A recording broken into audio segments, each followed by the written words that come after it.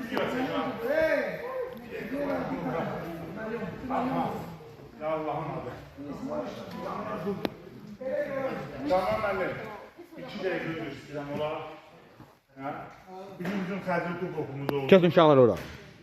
Xəzri Kubokumuz oldu. Xəzri Kubokumuzda yaxşı güləşənlər də oldu mənim, düzdür.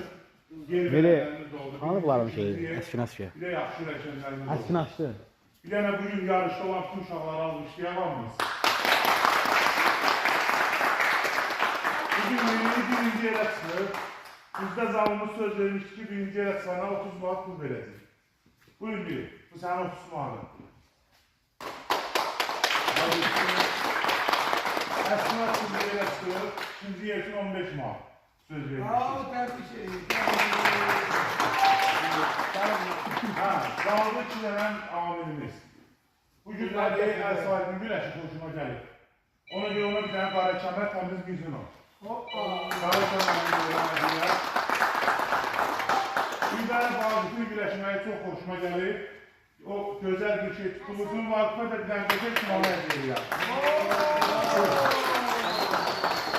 Təbrik edirəm, Allah hamımıza oğul versin inşallah. Səsiz ucalardan gəlsin.